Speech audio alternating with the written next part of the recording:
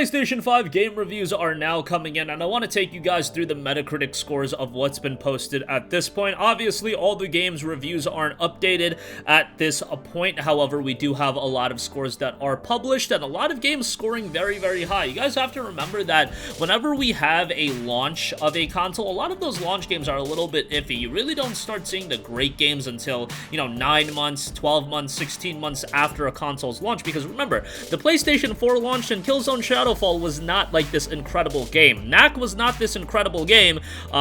The PlayStation 4 really came into its own once games like Bloodborne started coming out, Uncharted 4, and games like that. But what you're going to notice is a lot of the PlayStation 5 titles, and obviously some of them are cross-gen games, but they are scoring very, very well. Right now, top of the list, Demon's Souls Remake. I mean, it was a pretty surefire bet that Bluepoint Games was going to do Demon's Souls justice, and right now on Metacritic, the game does have a 92. Now, this is only based on 5 critic reviews, but if you look at the scores, not a single review was below a 90. We got a perfect score. Game Informer gave it a 9.25, and then you got a couple of 90s in there as well. Game Informer specifically noted, for newcomers, Demon's Souls will be the first exploration into the duality of despair and triumph, and hopefully go on to become a starting point for new Souls fans. For veterans, it's a homage to an experiment that kicked off a fantastic genre. Either way, it's wonderful that the nascent ethers from the original classic have coalesced and given us this delightful treat. So again, a 9.25 from them.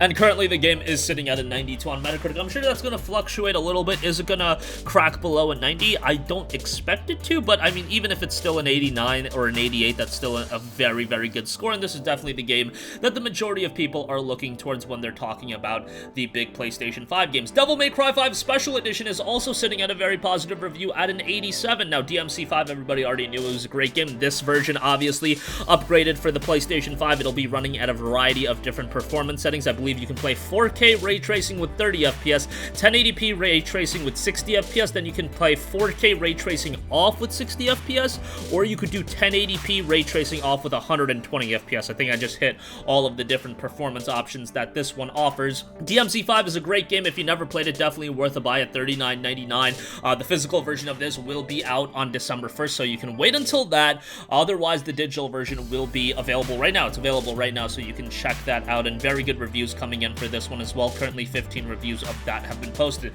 Call of Duty Black Ops Cold War sitting at an 86. This of course dropped today. It's Call of Duty. I've played a little bit of it. I'm enjoying my time with Call of Duty Black Ops Cold War, hoping that, this is a Call of Duty that I get into, because seemingly what happens with me in Call of Duty is I'll play the campaign, maybe play a little bit of the multiplayer, but then I just generally kind of fall off. These days, really, I buy Call of Duty more so for the single-player campaigns. I really enjoyed World War II's campaign. Infinite Warfare had a really good campaign, and games like that, but yeah, Black Ops Cold War 86, not a bad score at all. That's off 6 critic reviews, so let's wait and see until more reviews are posted, but a pretty good score for that. Marvel Spider-Man Miles Morales, 64 critic reviews are in, 85 on this one, really good. This is another one of those standout PS5 launch titles, even though it is a cross-gen game.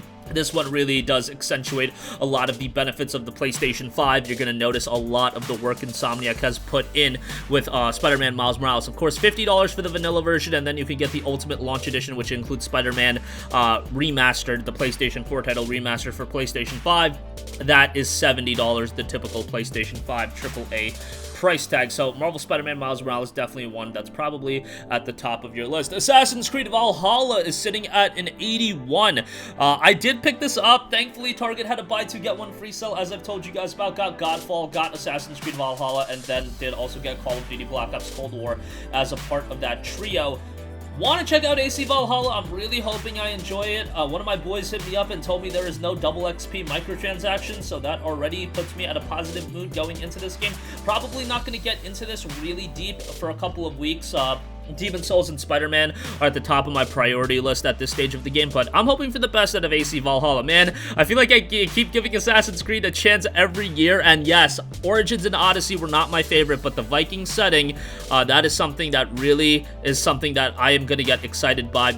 Feudal Japan would probably get me a little bit more exciting, but hey, this is a good, starting point, and really hope I enjoy this one. Hopefully it has a decent narrative, and hopefully the open world isn't a complete barren wasteland, and I do enjoy doing some of the side content if I do want to delve into that, but we'll see how AC Valhalla turns out.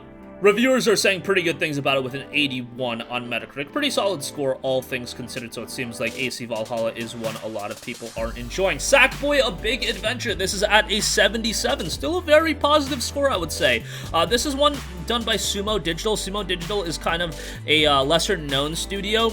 They actually did work on Little Big Planet 3. Little Big Planet 3 was kind of like the one Little Big Planet game a lot of people weren't too hot on, but I still thought LBP3 was a pretty good game. I mean, all the Little Big Planets are good. LBP3, from a fundamental gameplay standpoint, I thought was relatively good, and excited to see what they pull off with Sackboy A Big Adventure. This is one that obviously I still need to put time into, and one of the ones that I was more excited for than most people. I thought, hey, Sackboy's one of those mascots that I feel like deserves a little bit more love, and hopefully they delivered a quality product on PlayStation 5, and hopefully Sackboy is here to stick around for the long term, because I'd like to see him in more games. I think he's an appealing character for all age ranges, and everybody can really get into him, and I think you do need characters like that does have a wider range of appeal. I know some of you guys might think, oh, this is just childish stuff or whatever, but you do need to hit all demographics. At least from a Sony standpoint, you want to be that console that is hitting every demographic. Yes, you have your more mature games like Demon's Souls that's going to target that, 18 to 35 demographic, but then you also do want to get